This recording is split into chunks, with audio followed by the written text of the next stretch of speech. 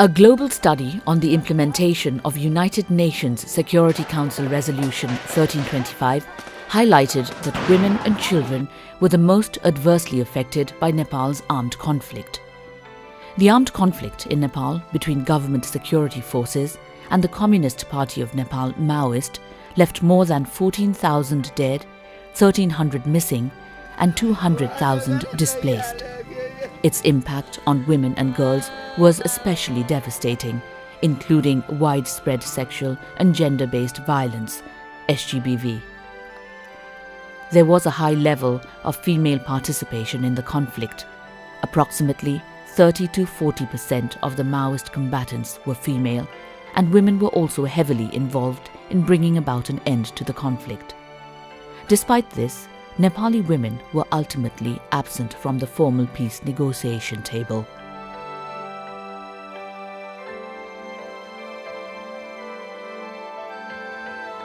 United Nations Security Council Resolution 1325 stressed the importance of the participation of women and the inclusion of gender perspectives in peace negotiation, humanitarian planning, peacekeeping operations, and post-conflict peace building and governance. Resolution 1820, adopted in 2008, recognizes sexual violence as a tactic of war and a matter of international peace and security that necessitates a security response. Consequently, the Government of Nepal developed and implemented the National Action Plan, NAP, on 1325 and 1820 in 2011. The 5-year period of the implementation of the NAP was completed in February 2016. The Government of Nepal has officially recognized the gaps and shortcomings in meeting its obligations under UN Security Council Resolution 1820 in particular. It has therefore decided to focus on CRSV in the second phase of implementation of the NAP. Nepal is the first country in South Asia and the second in Asia to prepare a NAP. In order to ensure its successful implementation, the government formed a NAP Implementation Committee under the leadership of Joint Secretary, Ministry of Peace and Reconstruction. The committee comprises the Ministry of Women, Children and Social Welfare, Home Ministry, Defence Ministry, Education Ministry, National Women's Commission and UN Women, among other organizations. The Government of Nepal, Ministry of Peace and Reconstruction, has prepared a Localization Directive 2013 for the implementation of the National Action Plan. With the objective to implement the plan at the local level, strengthening implementation of the Women, Peace and Security Agenda in Nepal, SIWPSAN project, has been implemented in 15 most affected village development committees in the 3 districts of far western region, like Kailali, Doti and Bajhang districts. यो कार्यान्वयन गर्ने क्रममा एउटा हाम्रो नेपालको एउटा model एउटा project भनौं model प्रोजेक्टको रूपमा हामीले काम गर्यौं र यो चाहिँ खास गरी महिलाहरूलाई सशक्तिकरण गर्ने महिलालाई इकोनोमिकली एम्पावर गर्ने र डिसिजन मेकिङ लेभलमा जुन 1325 ले एजम्पसन गरेको जुन अचिभमेन्ट हो त्यो डिसिजन मेकिङ लेभलमा महिलाहरूलाई कसरी समावेश गर्न सकिन्छ भन्ने सम्बन्धमा यसलाई एउटा पाइलट चाहिँ जिल्लाको रूपमा लिन सकिन्छ हामीहरु. With the financial support from the Government of Finland and the technical assistance from UN Women, the SIWPSAN project is being implemented in Nepal since June 2012.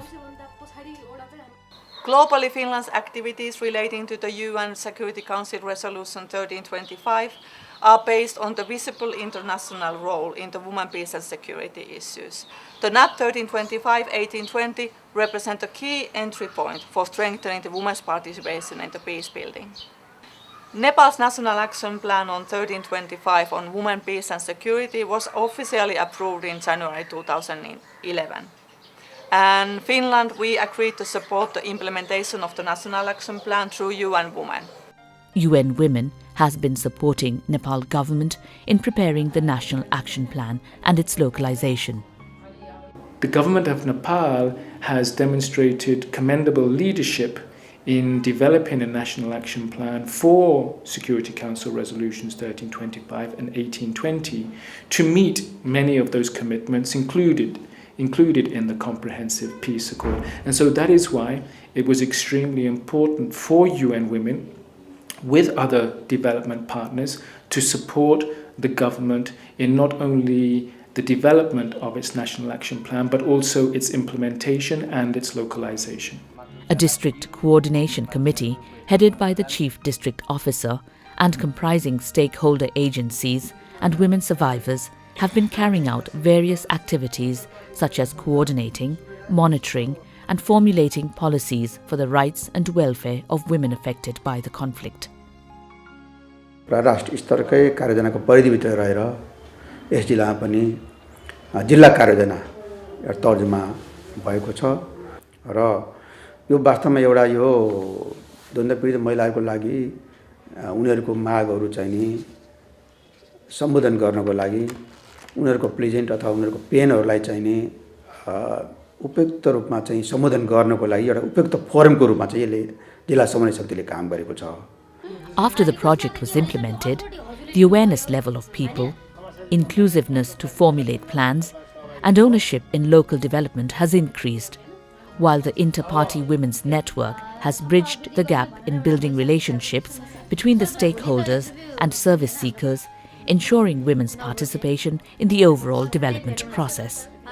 अहिले अन्तरपार्टी महिला सञ्जाल भइसकेपछि जुन जिल्ला विकास नगरपालिकाले छुट्याउने बजेटहरू छ त्यो बजेटहरूबाट अहिले अन्तरपार्टी महिला सञ्जाललाई परारको साल 4 लाख पोहोरको साल 2 लाख गरेर हामीले छुट्यायौं र अहिले 27 वटा गाविसमा अन्तरपार्टी महिला सञ्जाल हामीले गठन गर्दै आएका छौं.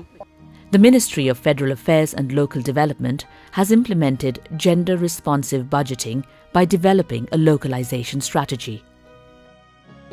Women leaders from the districts and VDCs, where the project is being implemented, are working in association with the Inter-Party Women's Network and conflict-affected women's groups. They are engaging in various activities, such as demanding increased participation of women in local planning processes and to allocate budgets for targeted programs on women's empowerment, and advocating for the empowerment of women affected by the conflict, former combatants and victims of domestic violence. They have submitted memorandums and put forth their demands in the district and village councils to ensure the fulfillment of their demands. As a result of increasing awareness among women, local bodies have become more accountable in formulating gender-friendly budgets.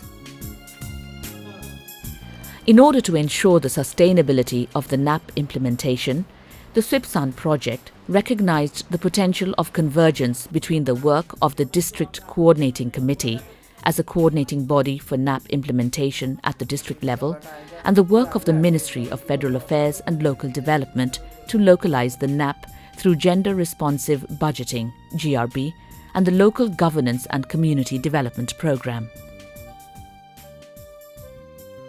The local bodies, DDCs and VDCs, of the 3 project districts committed to allocate budgets for women by following GRB principles as a result of project efforts.